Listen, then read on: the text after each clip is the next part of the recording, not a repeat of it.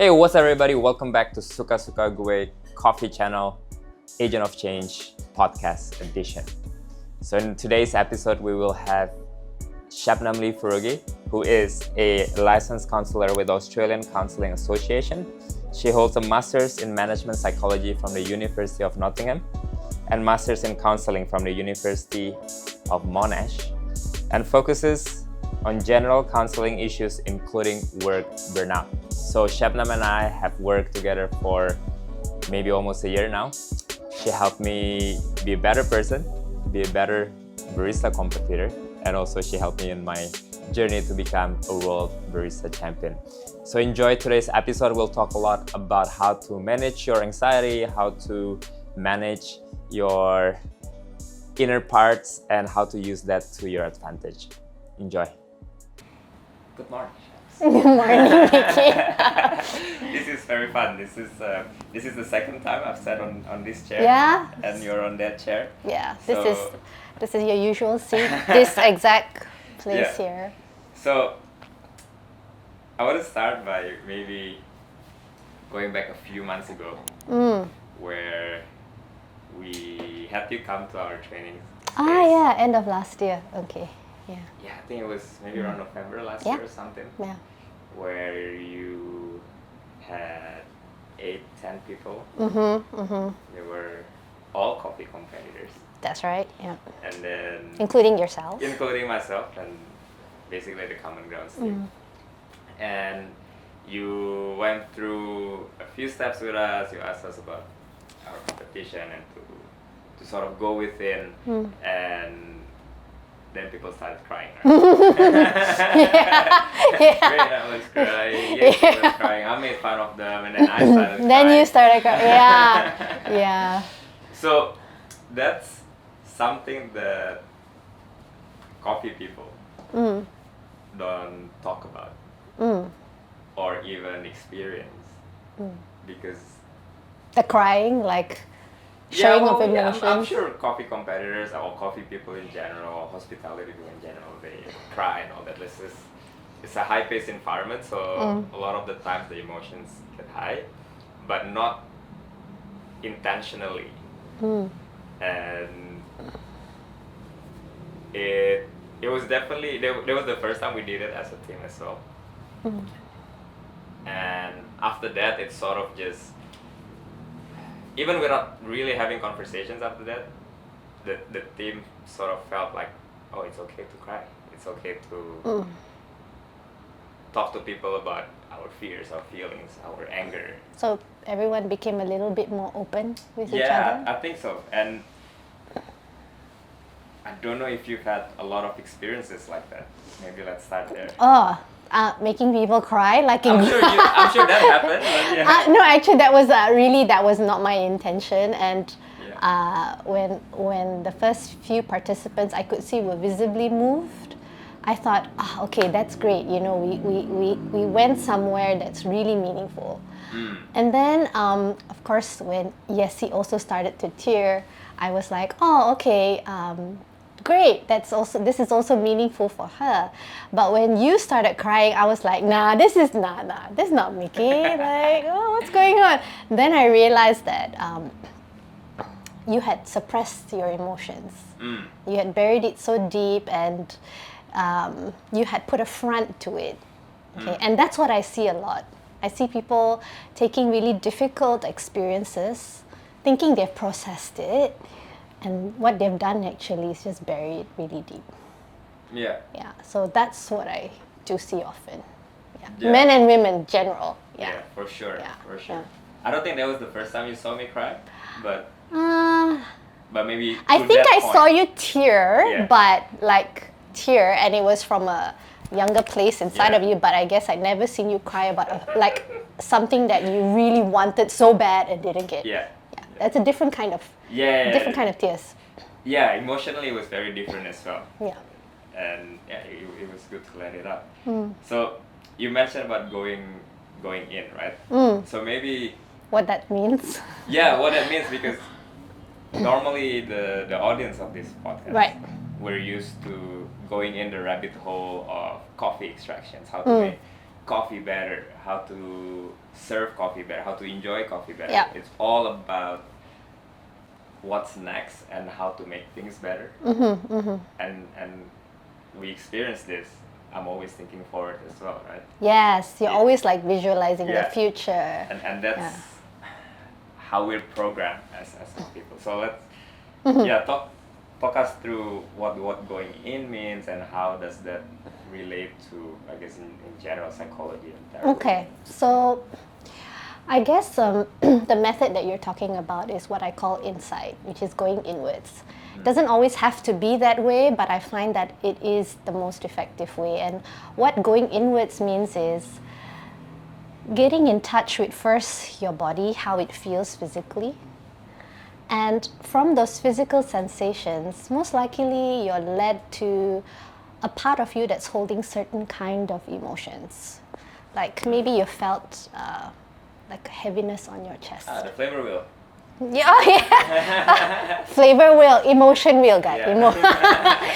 Yeah. So yeah. Thanks for pointing this out. I like using this a lot in my work because what this is, here you can see, it's a wheel about emotions, and what emotions translates to actually is energy in motion. If I'm not mistaken, it's Latin derived, and you'll see that there are 3 wheels here.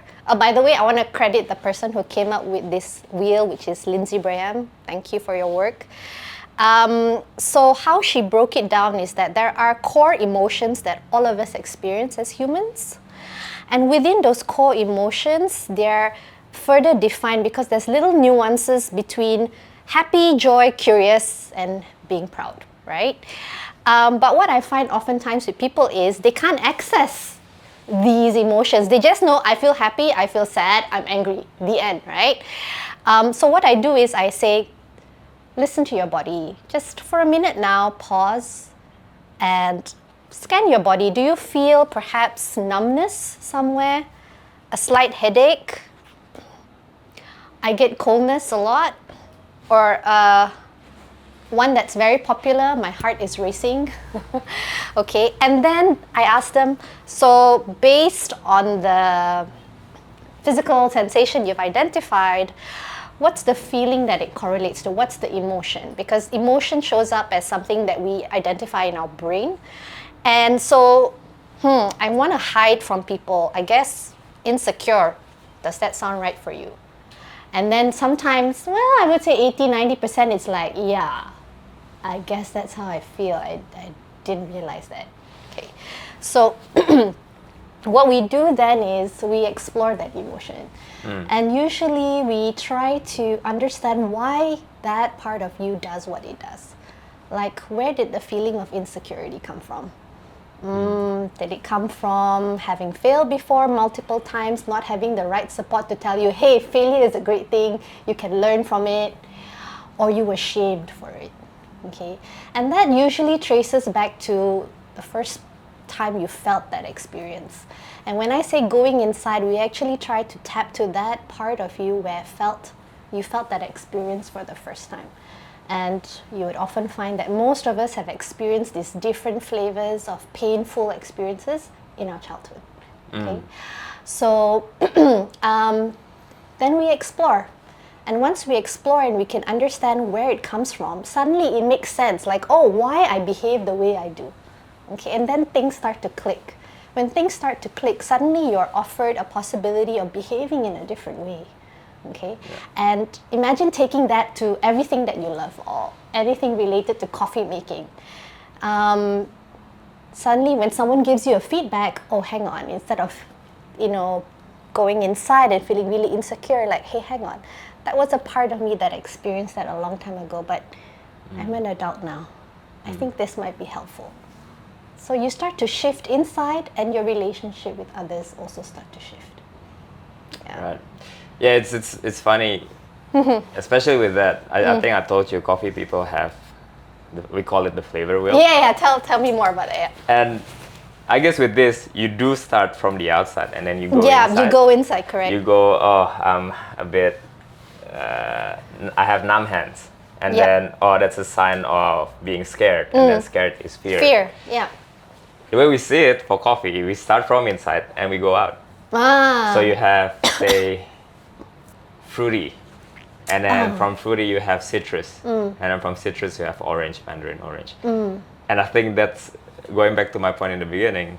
We always think forward, right? On what we can do rather than actually the other way in. Yeah. And then another one that you mentioned just now, you talked a lot about parts, and I know because that's what we've been doing in our work together. For almost a year, maybe more than a year. No, I think 8 months, 10 months. We're coming to our therapy anniversary right now. So what does that mean? And maybe explain about your method of IFS and how is that different to other psychotherapy methods? Okay. So what you're referring to is what I practice, which is the internal family systems model. And what this means, it's not about really family therapy, even though the name denotes that.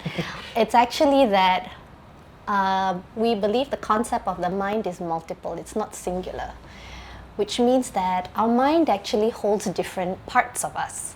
For example, in common language, when you're talking to people, you might find yourself saying like, wow, a part of me is really excited about this coming project, but a part of me is also really scared.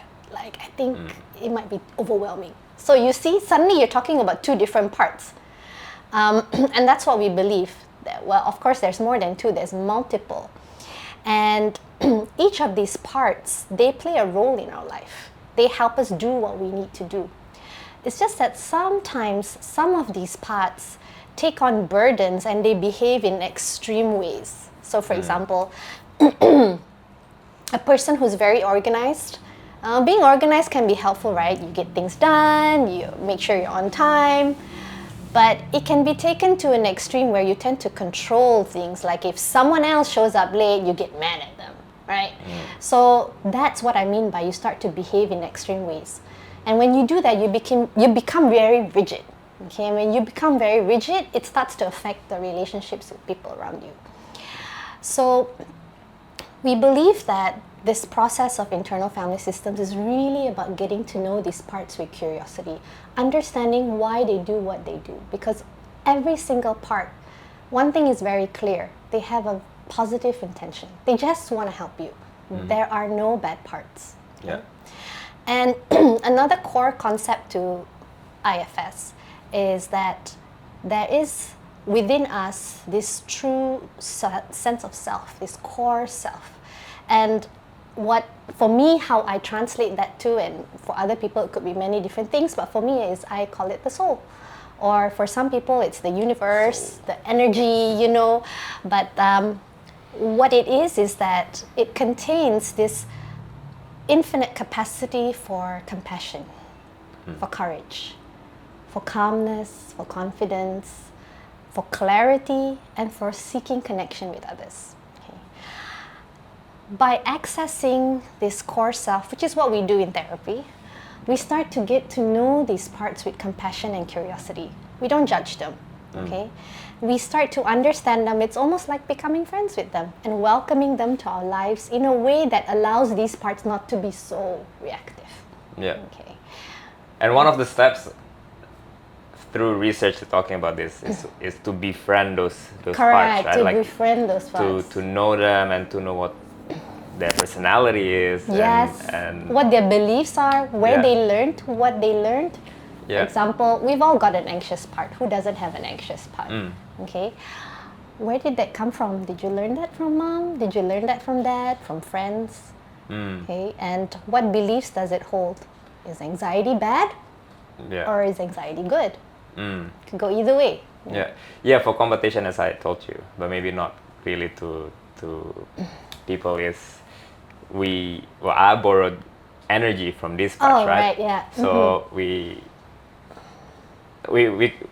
after we befriend them, we call them names, right? Or that's right. We to bring more to get to know them really as persons in your system. So in our case, we borrow this from a smaller Mickey who's very devoted, who likes to study. So I borrow devotion from Yeah. from smaller Mickey, right? And then I borrowed tenacity and grit from the Mickey that got me to a WBC final in Boston. And initially, when I started working with you, I thought these parts were all just negative energy. Yeah. You know, because they're the anxious parts. They're the, like, it's just They all... made you feel uncomfortable. Yeah. But then we realized through befriending them and knowing them, and Yeah. I don't know if making peace the right word, but by Connecting with them. by connecting with them, then you can start borrowing the positive energy that they have. That's right. Because within Yeah. each part, there is that self-energy that I was talking about, and that positive intention. Yeah. And I believe you also brought in Milan Vicky. Yeah. And you borrowed his energy Yeah. as well in channeling that to Yeah. your competition. Yeah, Milan Mickey. Milan Vicky. That's the part that made me ball my eyes. Yeah. Yeah, it's always... My experience with all these parts has always been after befriending, and then you went through a... You get to know them better, Yeah. and then normally that's when the crying happens. Yeah, because it touches you, it moves you, right? Yeah. At your core. And then the tears kind of just follow through, right? Yeah. And then But crying is not mandatory, okay? Just No. putting it out I'm there. just a crier. I'm very... Maybe not a lot of people know, but I mean the people close to me know I cry a lot. But Yeah. because I'm emotional, you know, like I cry walking or running on the street, listening to music. Okay. Yeah. I learned to use that Right. as energy and as fuel as well. Like, You're in touch with your emotions. Yeah. Right? And the way you express your emotions are in very healthy ways. Right. yeah, and it's okay, people. Yeah, that's another thing that Yeah. I also want to talk about, right? Like, Yeah. there's a lot of stigma around therapy, going to what going to therapy is. Yes. People think that it either make them a crazy person, that means there's something wrong Yeah. with you, you're sick, or you're not strong, You're weak. you're weak, you have That's to... why you need help. Yeah. Exactly, but to seek help, or I guess recognizing that you need help is not easy. This kind of help is not like Yeah. there's a Yeah, stigma. yeah. Like getting fit, getting help for getting fit. That's a great Yeah. thing, right? Yeah. Celebrate it, right? But getting help for your mental fitness. Yeah, how does that... Yeah, exactly, mental fitness, right? How... I'm sure you've dealt with it in the past, and I'm sure it's getting better. Like, we still do, but maybe it's not as bad as it used to be a decade ago, or even 5 years ago. Yeah. What has been your experience with that? Well, I want to speak from my experience. I was also one of those, right? I studied psychology like you. But I also thought, I don't need therapy. I know my stuff, right? Right. But I did reach a point in my life where I knew that I've tried everything and there's something still missing, and perhaps therapy would be the way. And it took me a few therapists to even figure out what kind of therapy works for me. This is after you become a... No. This is during school This and is all like after I did my so I'm not a classically trained psychologist. Right. So I studied organization psychology, and really I helped companies develop corporate strategy about anything related to people. So that was my area of psychology. I was not that exposed to therapy work, clinical work, working with kids or adults in a clinical sense. And so I decided I needed to explore that for myself. And after a few therapists, I landed on something that really felt right for me, and then I started to see the benefits of it. And my journey was like years, okay? And this is me becoming a more matured adult and seeking help. So looking at the general population, I think back then, people around me were not as exposed, so therapy was something we didn't always talk about. But seeing the shift now, especially after the pandemic, and how open companies are about mental health, I'm starting to see people talk about it as something worth exploring. But I also see the hesitance of, I think it's good you go for therapy, but that's not something I would do, right? They'll say that inside, but if someone else says, hey, I'm going for therapy, they're like, good on you. So there is a slight shift, but definitely there's still some stigma and prejudice that maybe it's for you, but it's not for me. Yeah, because I'm good. Because I'm okay. Yeah, like I'm doing well. I have friends to talk to. I have a good workout, and I have a way to release my stress, so I'm fine. Yeah, there's. I don't know if you're the one who posted this, but I saw this on social media a few days ago, saying that doing therapeutic things are not the same as going to therapy. Yes, correct. Yeah, because then doing things that feel good, it feels good, but a lot of the times our work, those are the ones that don't feel good. Yeah. It's hard, right? It's to look within, to sort of go through trauma, to go through certain parts of your life, and then after that it feels good. Yeah. So therapeutic things, I do believe it has a place in our lives. It helps us boost all those hormones that we need to get through a difficult day, but it doesn't quite resolve those really long-stemmed issues that we've had that continues to grate us when we're around other people. That's work for therapy. No gym can fix that. No great workout can fix that. It is still important though, right? Because I remember when we started working together, you sort of had a Google my Bitly, and I was like, what's your routine? And exactly. So what time do you sleep, or do you prioritize sleep? Yes. How many times you work out, things like that. Yeah. How important are those as a holistic sort of approach to well-being? In IFS, I talked about how in our model, a core concept is that there's self-energy. Now, self-energy can only come through if our body is available to us. Okay, so if we're not getting enough sleep, what we know from science is that our prefrontal cortex gets affected and our amygdala becomes more reactive by almost 60%. Okay, amygdala is for the people. So amygdala is the part of your brain. Sorry, it's the part of your brain that is like your fear center. Okay, holds all those emotions. So on days when you don't get enough sleep, you generally find that you're a little bit grumpy or a bit off the edge. Yeah, it's true, because the connection between that part of your brain and the thinking part, prefrontal cortex, has been severed. Okay, so sleep is one critical component. The other one is, are you getting enough movement in your body, right? Another one is, how are you nourishing your gut, your tummy? Because a lot of the serotonins that are processed in the brain are secreted from your gut. 95%. Your happy hormones. Serotonin is your happy hormones. So if you're not taking care of your physical well-being, and also connecting with others, because we know that connection is necessary. It's wired into our DNA. Self-energy can't come through. So you can come to therapy and we can try and process all those deep traumas that you have, but if you're also not taking care of yourself, you can't really benefit from the whole process. Yeah, the challenge is definitely to balance all of that, right? Yeah. To have enough sleep. Everyone needs 8 hours. Or want to have 8 hours actually, each person's slightly different. Like between 6 to 8. Yeah, I feel like mine is 7. Yeah, I think maybe Yesi less, you more, or maybe I'm not sure which way, but like definitely for me, I know I need 8. Yeah. That I've tried and tested, so. Okay, yeah, so how do you balance all that, right? Like, because for me, when I started sleeping more, which is funny because I used to sleep 4 hours. I remember we had this conversation. Maximum 6 hours. Yeah.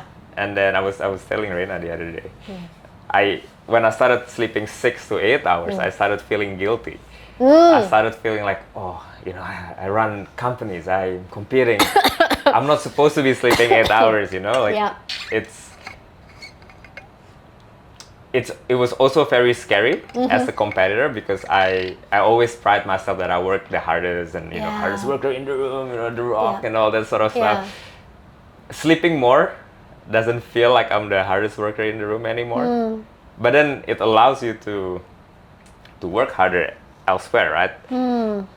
So how do how do you prioritize this? Like, which one should you do first? Should you sleep more first, or should you work out? Should you? Okay, you're saying like if I had to choose if you had in to order choose, of priority, what would I pick first? Yeah. Okay. Or how you do it? I guess it works differently for different people, but how would you do it? Okay, so for me, because I have a kid, right? Like, if most of you don't have a kid, but it's very real, right? Yeah, it's very real. The sleep deprivation is very real, especially in the early years. So for me, honestly, it was a process of trial and error. Okay, and a lot of experimentation and understanding what my body needs and what the people around me need, and how can I best meet those needs, and what am I going to prioritize.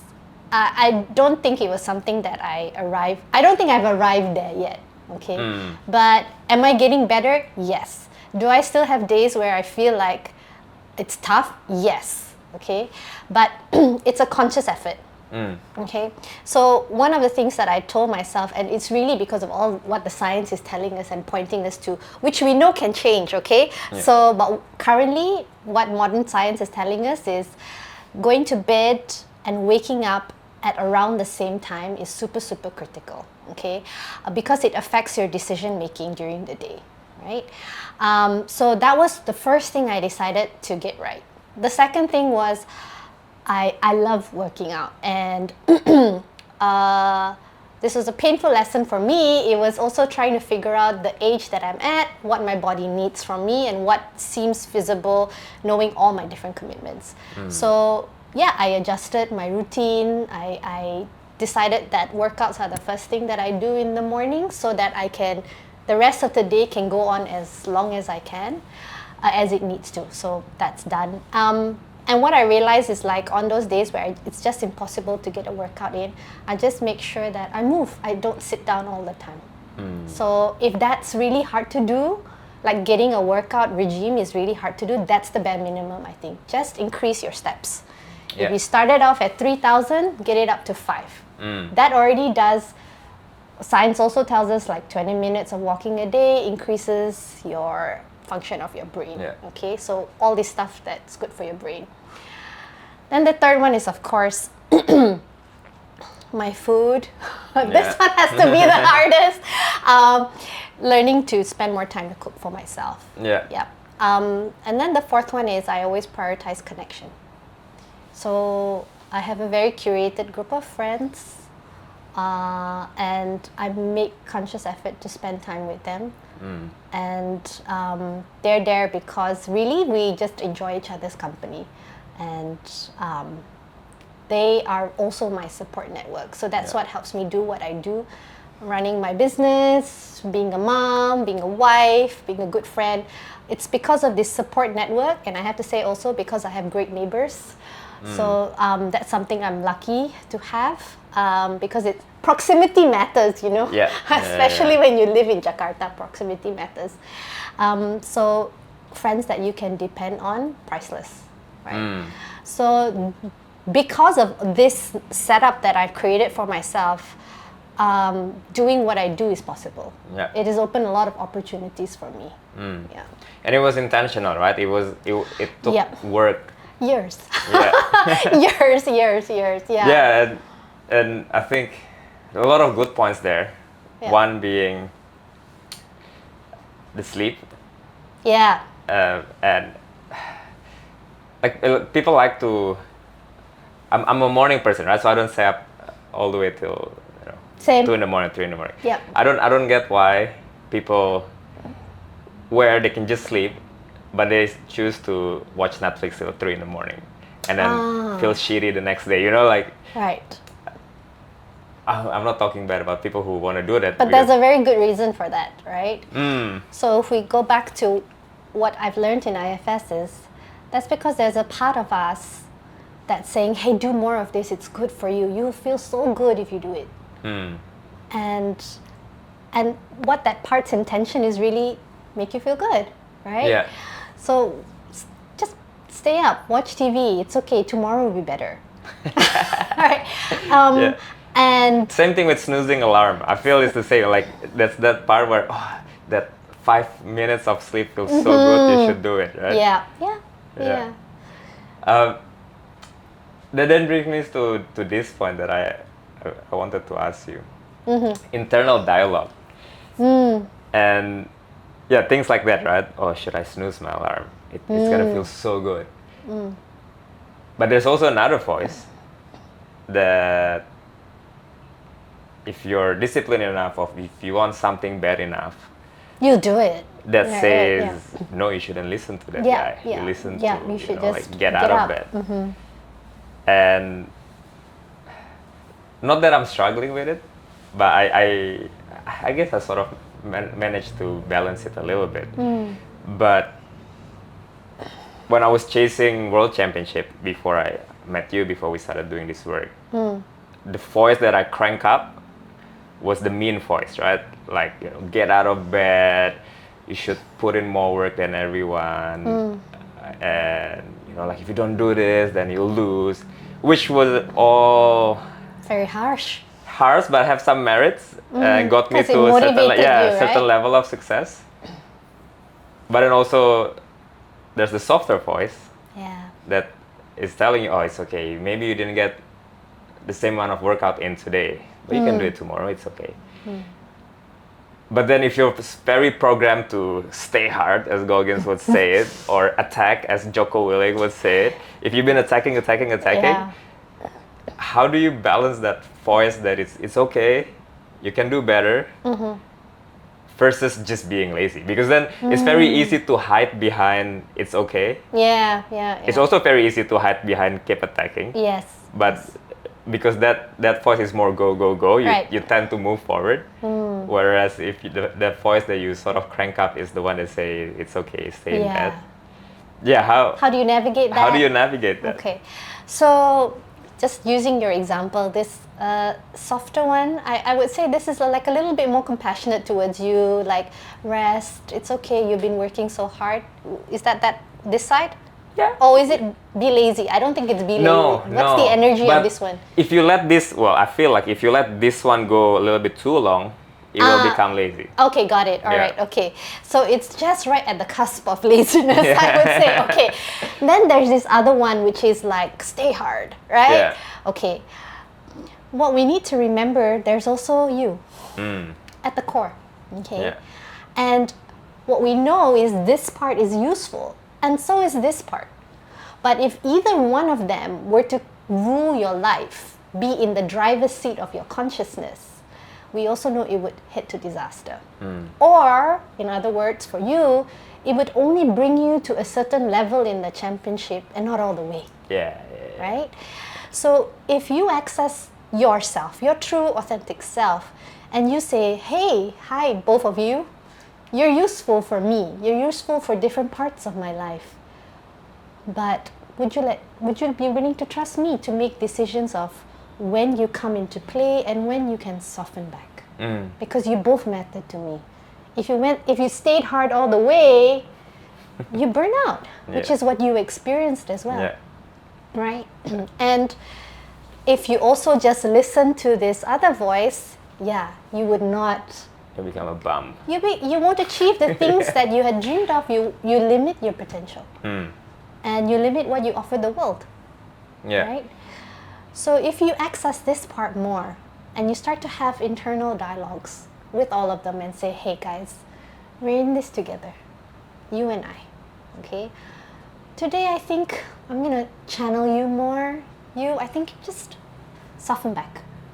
But there are days where it just doesn't feel right. Okay, which one should I tap into more? I think that's what I've been trying to apply sort of towards Busan. Because as you said, if you just kept going, you'll burn out, right? And that's what happened to me, and that's why this whole thing sort of happens. And learning that we can be in the center and have that dialogue and choose the dialogue that you need to hear. Is important. It's so important. One of the things I remember that one of the participants in that session that I had with you guys, one of the competitors, what he took away was, this was the first time I actually talked to myself. right? Because we've always associated talking with yourself as something only people who are not in their right minds do. Actually, we all do it on a daily basis. It's just that we're not aware. Okay. And now that we have this awareness, we can change the nature of the dialogue. Yeah. We can be more aware. Hey, hang on. Am I talking from a part, or is this my compassionate voice? Yeah. And the more we do that, the more harmony we create, and we know how to channel the parts in ways that are useful and helpful for our life. And then all the people we love benefit from it, not just us. Yeah. Yeah, I think I mentioned to you that in my head, the relationship between myself and my parts are like that picture of Daniel Radcliffe with seven dogs. Or seven like dogs. nine Yeah. You're walking all the dogs and they're on the leash and they're like, hey, we're having a good time and I know you're in charge of us. Yeah. And when you become more in charge, then they'll become more calm. Yes, exactly. But then when they sense weakness or when they sense you are unsure in the middle, you're absent, you're absent, then they start going wild, right? Yeah. So that's in my head. That's how I make sense of it. Yeah. That's a great analogy. Yeah. And then another thing, and this I see this burnout happen a lot with hospitality people. Yeah. Sorry. Here in Indonesia, people don't talk about it too much. But I guess in the Western world, people talk about they're getting burnout, but they don't really do anything about it, right? They take a vacation. Yeah. They're like, oh, I need a leave. That will fix everything. Yeah. But you won't. But yeah, hospitality. Short term it does, but not long term. Maybe, and then you get back to work, and then happens again. Like because hospitality people, not just coffee people, but coffee chefs, bartenders, wait staff. Most of the time, they don't get paid great salary. If you're in Melbourne, it's a different story, or if you're in Zurich, it's a different story. Yeah. But Indonesia, right? Good example. Or even some Western countries, it's still in comparison to the other jobs. Yep. Yeah. And then you work long hours, 10, 12 hours. Yeah. If you're in a kitchen, high pressure environment, it's hot. You got this mountain of doctors coming in, and then someone's vegan and trying to change all this hollandaise sauce that you made. Happens. Yes. Yeah, and or you're in the front and you have to have this front. energy, and seem so warm and welcoming to people. Yeah. How do you detach and take a step back and notice that you need to do this, like when things are building up like this, a lot of people turn to alcohol, a lot of people turn to other vices. Yeah, coping mechanisms, what we call it. Yeah, how do you step back and choose good coping mechanism? Okay, so I like to look at it in two parts. One is when you're in the moment and you're experiencing those difficulties, and one is before that moment happens, all the preventative things. Okay, so we'll start with the preventative things, because if you can do that part more, you reduce the chances of you're always going to be in those difficult moments. Okay, so preventative things are like figure out what taking care of yourself looks like. If you are in that particular industry, if you have particularly that kind of demanding job, knowing that it's a season in life, that's also an important thing to remember. This is just one part of my life. It might not necessarily look like this the whole way through. So this particular part of my life, these are the demands. What can I bring into my life that still allows me to take care of myself, that is workable? Okay, always remember this concept of workability. What's workable for you, it might not be for someone else. Okay, getting 8 hours of sleep, maybe for you that's a luxury, not gonna happen. Okay, fine. Don't kill yourself, right? Find something else. Maybe it's like, okay, I'm gonna walk to lunch, I'm gonna walk to work, something else. Okay, but the point is figure it out. Okay, can you do that in therapy? Yes, but there's also a lot of resources online. Okay, there's podcasts, free resources by other therapists. By the way, therapists love putting out free resources. It's like they love educating, so you can also tap into that and find what works for you, your life, and the people around you. Okay. Now, if you do all of those stuff, I guarantee you're going to start having more what I call tolerance for difficult situations at work. In psychology, we call it the window of tolerance. Okay, actually, it's over there. But yeah, I never used that thing. Maybe we'll talk about it in our next session. Okay, so the concept is that each of us have a certain window of things we can tolerate within a day. Okay, and this window shrinks and expands depending on the stresses that are going around us and how we manage it. Okay, the goal is that we always want to stay within the window. If we find we're on the edge, we need to do stuff to bring ourselves back in the window. Otherwise, we're either going to explode or what I call implode, which is shut down, isolate yourself.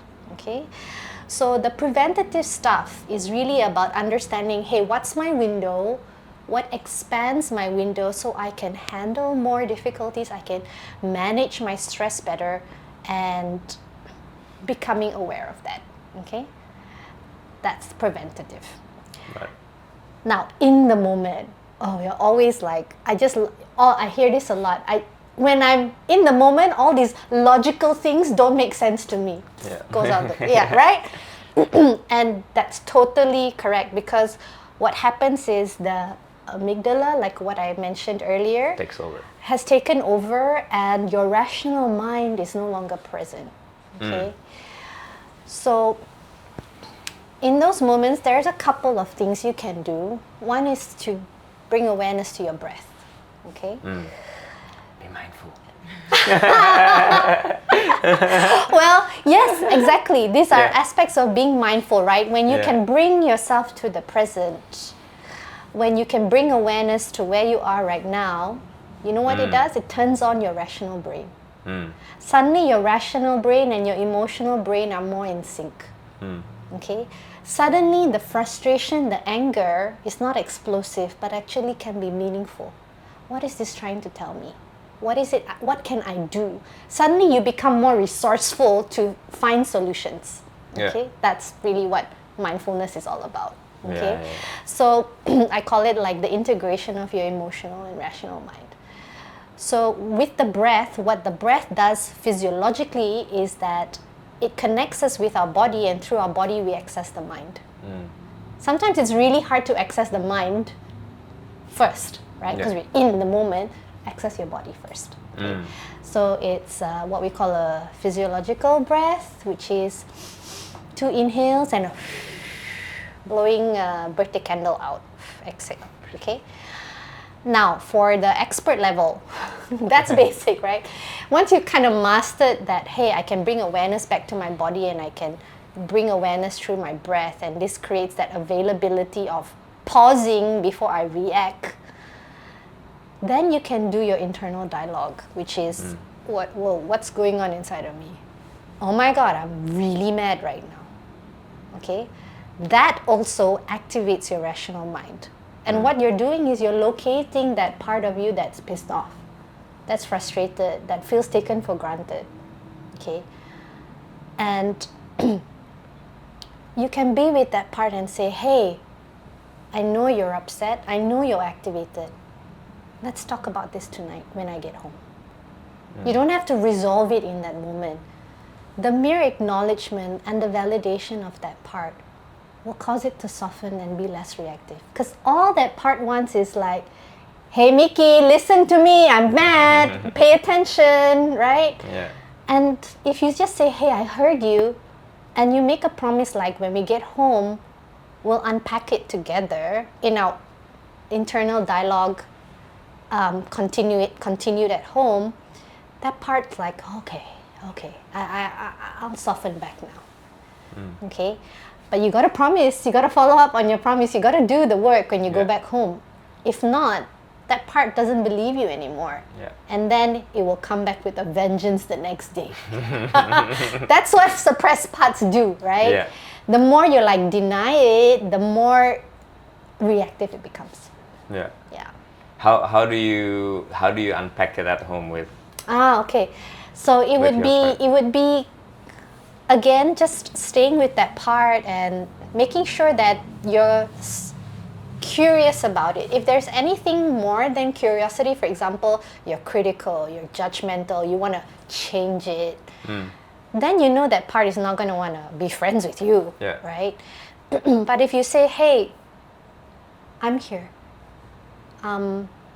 Is there something you want to tell me? And just listen. Just listen like you would to a friend. And then my favorite question, which is there anything I can do to make you feel better? Yeah, the way I do it, it's always been to, I don't know if meditate is the right word, but basically I sit down, close my eyes. Yep. It's a form of meditation, right? Quietening the mind. And really having a conversation with them, right? Yes. And I know for dudes, this might feel weird, having a conversation to yourself, another guy who looks exactly like you or a different version. Yeah, right? some people are not visual. Some people just feel it. But for you, you see different versions of yourself. Yeah, I see either a different timestamp or like, if I have a beard on or I just shave, things like that. You've also seen birds and like form elements of nature as well in your system. Yeah, like my visualization is just, I guess now I get to the point where it's very detailed. Didn't start out that way, it takes practice, right? Yeah, but I guess you got to find a way to connect with these parts. Yeah. That is you, right? Yeah. Maybe for some people that's taking a walk. For some people maybe going for a run or a swim. Washing dishes, for some, it can be quite, as long as it's like sort of like repetitive. Right. It's quietening, that could also help for some people. Does it always have to be quiet? I find it hard. It doesn't have to. Actually, it doesn't have to always be quiet. For me, I enjoy the quiet, but not all of us have the privilege of a quiet space, right? Right. And so what you can do is actually, first of all, just say to yourself, hey, I'm aware that there are these sounds, okay? And I welcome these sounds as part of my space. What you do is you drop the resistance. When you drop the resistance, you can actually focus on your parts without letting those sounds affect you. Yeah.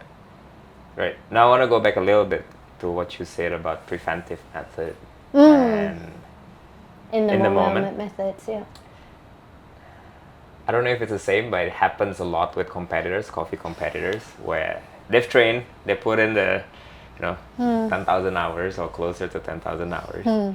They're super ready. They already remember the lines. They know got the coffee moves, tastes pretty good. The timing, the sequence. So they have everything right, and then they start their timer. They call time, and then everything just gone. Right. Yeah. How does that preventive method and having a rational conversation, integrating your emotion and your rational minds together, help coffee competitors or anyone who has to deal with public speaking, really? It's very scary, right? It's very scary to sometimes it might be even just two people, but to you it feels like thousands of people, right? Yeah. How do you use that integration to deal with, what do you call it, brain fart? Right, of freezing.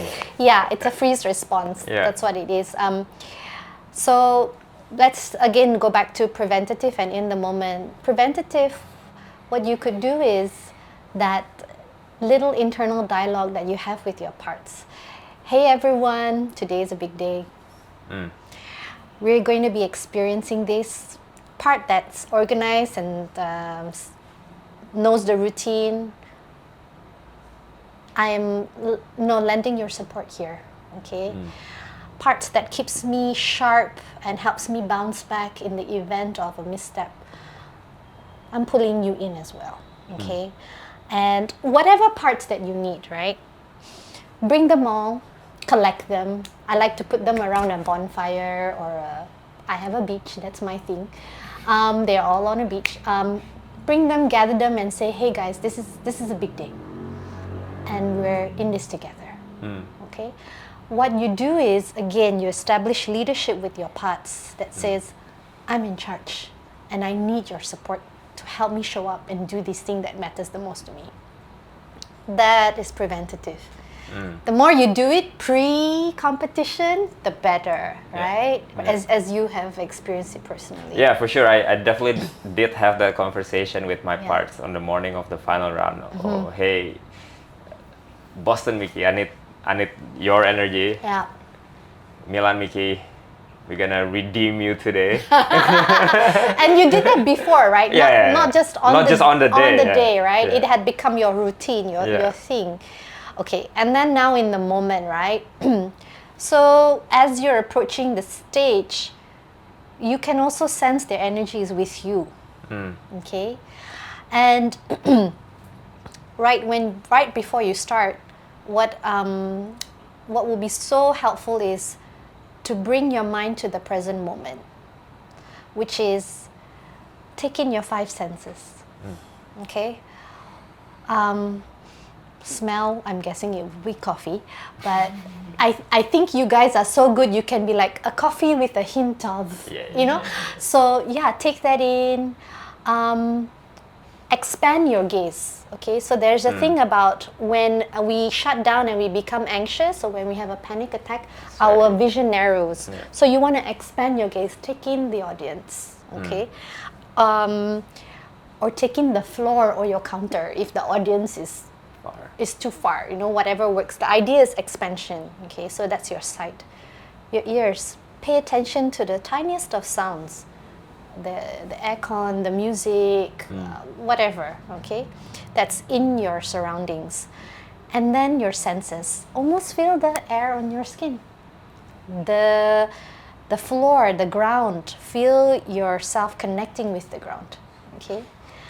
That way, what you're doing is you're activating your mind. Okay, that's preparatory. Okay, so you want to do that, and then when you get on, now let's just say you didn't do all that, or you did all that and you still had the brain fart. I'm pretty sure you wouldn't.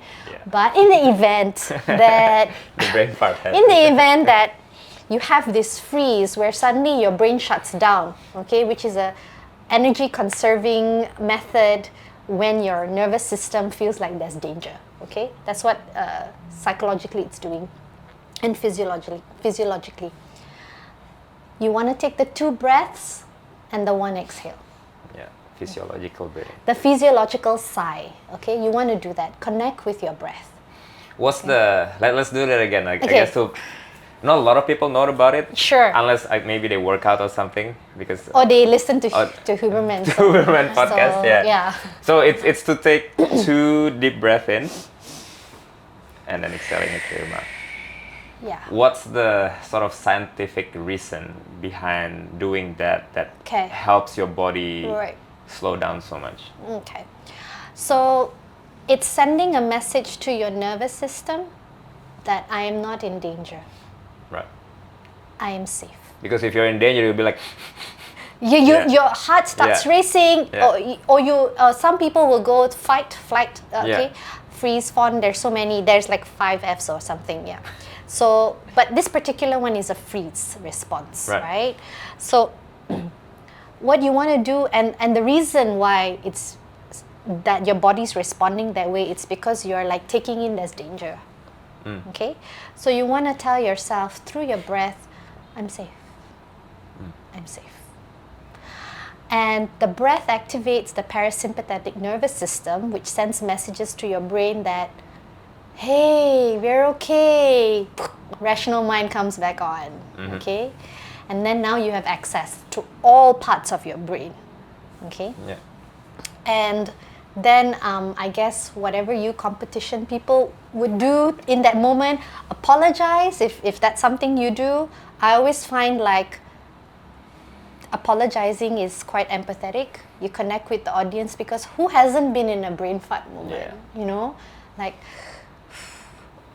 or you don't have to say anything and just connect with your parts again and go into your continue. Flow. Yeah. Yeah. Whatever feels authentic for you in that circumstances within that context. Yeah. Okay. Yeah, it happens so many times in competition. I don't think I've definitely experienced it, but maybe not to the point where I would freeze and not do anything for a few seconds. Maybe in the future. Oh, I'm retired, baby. Well, there might be other things. No, but yeah, definitely happened a lot with competitors who maybe my thing was not forgetting my lines, but when things go wrong, you knock off your portafilter, you drop something, and then it just interrupted your flow so much. Yes. You panic, right? Yes. And then as I mature as a competitor, I realized then, take a couple of deep breaths and then just sort of be in touch with your, I guess, be present and then continue. Yeah. Okay, so you're a therapist. I am, yes. What's the term? Psychologist? Therapist? So I'm a therapist. I'm a licensed counselor, and my main method of therapy is using the internal family systems model. But I also incorporate other modes of therapy that are complementary. Yeah. But you also have a therapist. I do, yeah, of course. Talk to me about that, because I was quite I guess surprised, but also it was refreshing to hear that. Even as to me, you're like my guru, right? Oh God, don't say that! No, oh no! Or like, if my supervisor, I have a supervisor too, by the way. She hears that, she'll be like, no. I chose that word intentionally because it's funny. Because to me, you're like, I think it's the same when you go to a gym or like. All right. Like PT, your PT, they're like, they're strong. They can do the things that you cannot do, or like you aspire to do those moves, right? Yeah, So it was refreshing for me to hear that you also have a therapist. Yeah, I do. So how does that help you personally, but also professionally? Okay, so so for my personal life, I have a therapist. And also for my casework, which is like working with people like you, I have a supervisor and I have colleagues that I consult with, because sometimes we tend to be pretty myopic in the way we do things, and it helps to have a different perspective. But for me personally, I believe therapy is a lifelong thing. It just depends on the frequency and how much you need it in that particular phase of your life. So for me, I definitely have my own traumas that I'm processing. Everyone has it. Like no one person won't experience it at some point in their life. It's just the severity of it. Okay. So I definitely have things that I'm continuously working on, and we change as individuals. We gain new capacities, we discover new challenges in life, and therapy is always that space for me to just, in your words, be a better person. No, it's great, and you brought up something super important there. I feel like before I started our work, and for a long time, I thought you go to therapy, you go, for 5 sessions. You're done. And you're gone, right? But then after doing it for 8 months or so, I realized that it's like a workout. Yeah. You go every day, and if you don't do it, you'll gain weight, or you lose the ability to jump higher or jump further. Like it's. I think you just limit yourself. Yeah. Stop. Yep. Yeah. It's definitely a very interesting way of looking at it, and as you say in the beginning, thinking about it as a mental fitness. Yes. Rather than something's wrong with me, I need to get it fixed. Yes, exactly. And also, what we know from research and science is that things are changing and we're discovering new things. I want to be part of all of that in therapy as well, right? I want to take in the latest findings. I want to incorporate it into my life. So that's the exciting part about therapy. It's also learning. Yeah. And then how did your life change from, through childhood, adolescence, early adults, before, you learned psychology, but then obviously once you start learning how to mess with people's mind through therapy. Support people's mind. Support. how did it change you personally? Okay. Because then now you are equipped with this knowledge, right? But then when it's happening to you, it's hard because, as you said, you're in the moment. You can do all the prep work that you want to do. Yes. Yeah, how do you deal with all that? Well, at the start of when I started becoming a full-fledged therapist, I have to say that I had very challenging moments where I was like, hey, I can't quite do this myself. How can I help others do that? And that was a whole season of my life that I needed to overcome. And what I took away, which I apply from now till God knows how long, is that I'm never going to be 100% perfect at it. No, it's impossible to be. There's actually no way for you to get it, for you to fail at it, because it's an experiment. It's just you getting to know yourself better, applying these methods, seeing what works for you. Look, for the longest time, I couldn't meditate. I was like, my son's there, he's always there, I just don't have that space. I just, like, this is not working for me. And then I found that, hey, I can do other kinds of things that induces something similar, which is really just stepping out of my mind and observing. And then I discovered IFS, and I was like, hey, I can step out and I can talk to myself. That's great. Let me try that. And I realized I can do that throughout the day. I don't actually need to sit down. Of course, it helps to have a dedicated time.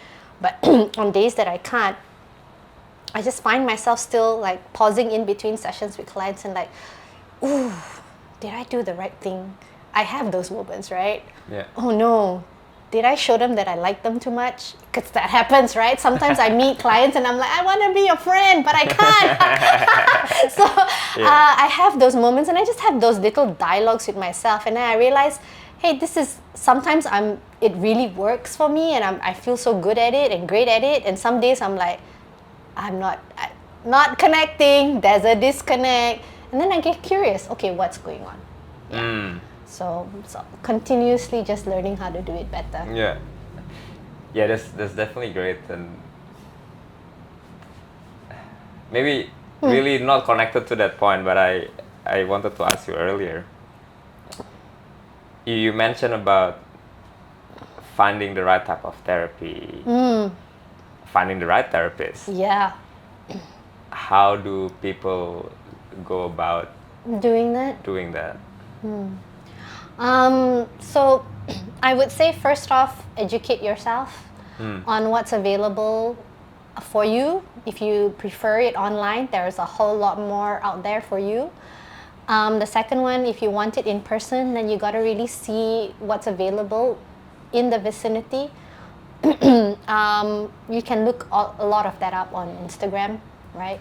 There's a lot of therapists who post content, and through their content you can say like, there are a lot of dancing ones too. Oh yeah. Well, there's some people who resonate with that. Right? Maybe that's your thing. You want a therapist who's more like. Start dancing. No, that's like what for me, being authentic to myself and not following what Instagram says is really cool is very important for me. So no, I'm not the dancing kind. You can go and explore. I think that is one of the great things about social media, and explore and see based on their content, what they're putting out. Is this the kind of person that I want to work with, and I want to give them a door into my life, into my private life? Then the second one, of course, is what a lot of people are not aware of is there are different types of therapy. Okay, the one that is more popular is cognitive-based, meaning they work through your mind to help you unpack your beliefs and establish new beliefs. Okay, there's also more emotion, where they work through your emotions to help you understand the dance that goes within you when you're interacting with people. Okay, then there's also acceptance commitment therapy, which is I like to say a blend of different modalities where they talk about your cognitions and helping you unblend from difficult experiences, accepting reality, and incorporating values that help you move in the direction of your life. So there are different kinds of modalities. So see what fits you. Yeah. For me, what drew me to IFS was that I felt like a lot of these modalities were missing this very key concept of spirituality or the universe or this energy. And I felt that model really honored that aspect of the human spirit, and so it resonated with me. Okay. Is it a perfect model? No. It's still a work in progress. And are there other things from different modalities that are useful? Definitely. Okay, so find your path, find what works for you. And then budget. Yeah. Okay, so there's a range, right? There are therapists that are in practice, okay, which is where I started once upon a time. And they're a lot cheaper. In practice meaning? Meaning they're training to be a licensed psychologist or counselor. It's like a therapist. junior barista thing. Yeah, exactly. So you're not gonna get the best coffee from a junior barista, but you're gonna get all right coffee, right? You get caffeine. You get caffeine and maybe a cake. Okay. Yeah. So but if that's your budget, be realistic. Yeah, workable. Back to the same thing I talked about, workability. So try it out. Then if you feel like, hey, you know what, I really want to invest in this part of my life because I take it really seriously, it's health, then you want to opt for someone with more experiences and who works with people like you, right? I think that matters if your therapist can relate to you, has experienced similar pain points with you, right? And then always ask for an introduction call, just a chemistry call, just to see if, do I like this person's vibe? I think that's really important. Yeah, we had that call. We did. And I think that was super important because to me, it took me a while to come to therapy. It did. You know, I grew up in a household where my dad went to therapy. Well, he's still going. He's been going to therapy since he was 12 or 10 or something, like very early. So I knew the concept, and because I thought I was better than that, or like, you know, to me it was like, good for you, Dad, good for you, But Mom. you've evolved. I'm like, I study psychology. I work out. I visualize. I don't need this thing until like because of a few different reasons, I seek you out through a friend, and then there's a good, I don't know, year before I contacted you again. Yeah. Yeah. Yes. And then you contacted me, and then you went quiet. Yeah. So like the first time I contacted you, and then I went quiet for almost a year. Yeah. And then I contacted you again. Yeah. And then we had that call, and I think as you mentioned, that call was also important for me because to me, I knew I had to unpack a lot of things, and I know there's ethics, so I can trust basically any psychologist. Yeah. Because then you're not allowed to, blackmail me. You sign a non-disclosure agreement with me, right? That I keep your information privileged. Yeah. So I knew I could trust you. Yeah. On paper. Yes. But trusting you as a person was another thing, right? And I think that was that was very important, and I urge, you're my first and only therapist so far, and I'm lucky that I met you, and we had that call, and a lot of my friends go to you, so I have a lot of good referrals. But I encourage people out there who maybe didn't start from that kind of position to I don't know if shop around is the right word, but to look around, and as you said, look at social media, what kind of contents they're putting out, what kind of person they are, or maybe they're specific to your sport or specific to your type of work. Yes. And there are some really good therapists who don't go to social media, and generally they would have websites. That's also somewhere you can look at and see and get to know them as well. Yeah, but they're very serious people now, lab coats, all there.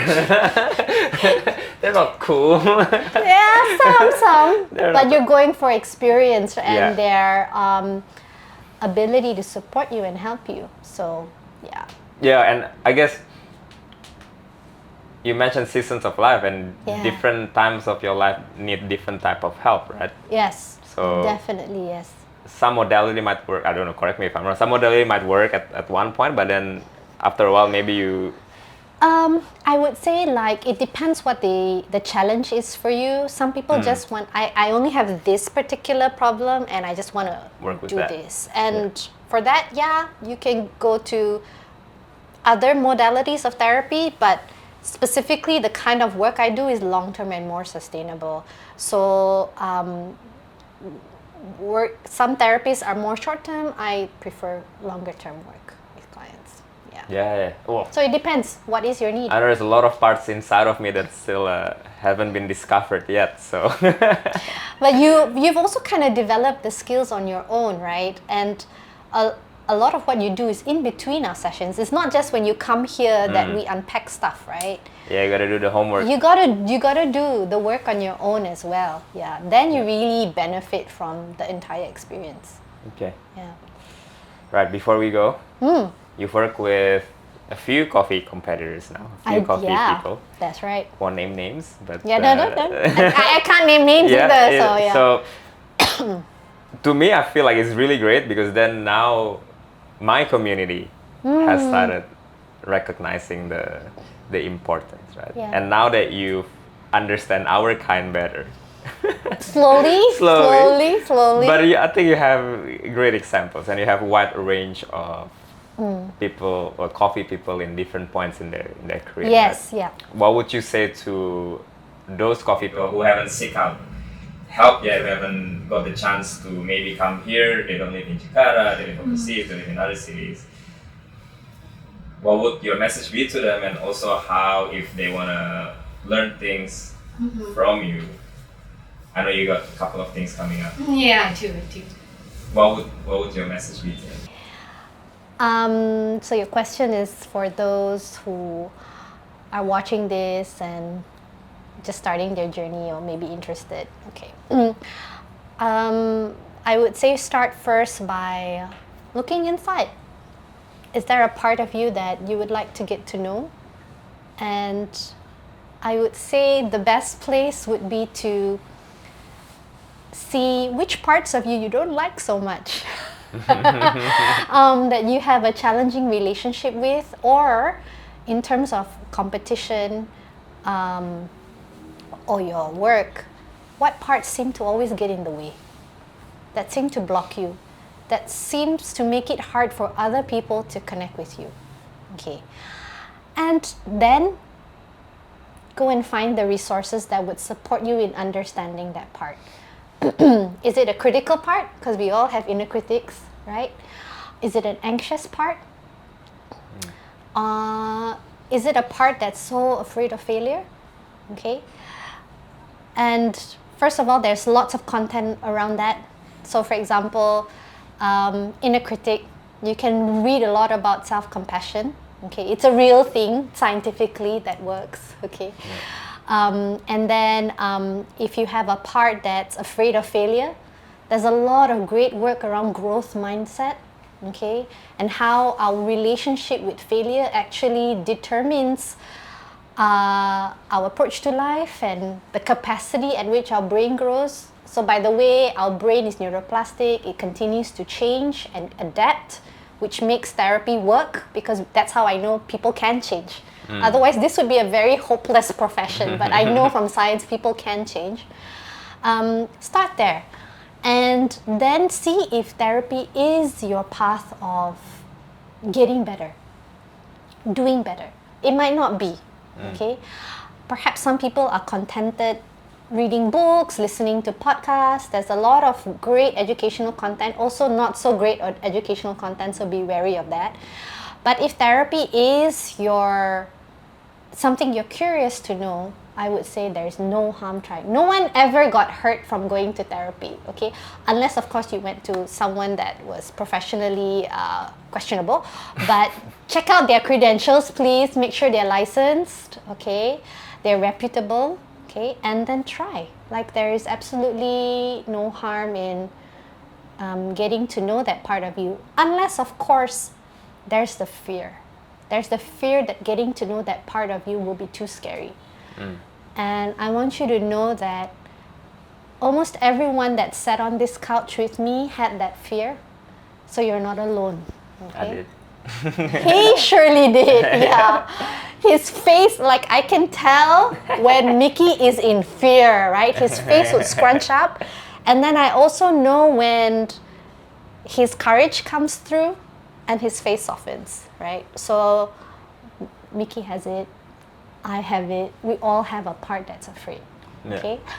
But in the right space, with the right help, the courage will come through, and that fearful part will not be in the driver's seat. So, and if you're interested, I put together a 10-day guide about getting to know your anxiety, befriending your anxious part, and really the reason why I created this piece of work is because I noticed everyone's got an anxious part. Yeah. Like some that are pretty helpful, healthy in a way that it motivates you, helps you stay focused. But some really extreme where it's catastrophic in the way they think, and it really limits them from pursuing the kind of life they would have. And I see this a lot with a generation younger than mine. And we know from a fact that a lot of it's got to do with social media. So I'm putting this guide out there for those who perhaps do not have access to therapy or interested, curious, would like to try. I've kind of given you a glimpse into what I do with my clients in therapy, which is a combination of IFS and other great stuff that I enjoy. Nice. Where do people find you? Where do people find this guide? Okay. So go to my Instagram page. That's where I share a lot of my approach to what I do. Sit with Shabs. Sit with Shabs, SITWITH, Shabs, SHABS. And my guide will hopefully be available soonish, yeah. I'm kind of testing it out first to see whether it's useful for people. Like I really don't want to put something out there that's not helpful. Right? Sure. There's too much content already. Yeah. Shabs, thank you. Yeah. This podcast is called Agent of Change. They are normally reserved for world level competitors. But you have created a world champion. You will create many more. And I've said this to you, but I'll say it again. You've changed my life. You've changed many people's lives through the work that we do. And yeah, I hope you go home at night and you give yourself a pat on the back because you are an agent of change. Thank you so much, Mickey. And thank you for giving me the privilege of being on this journey with you. Of course. Ciao, folks.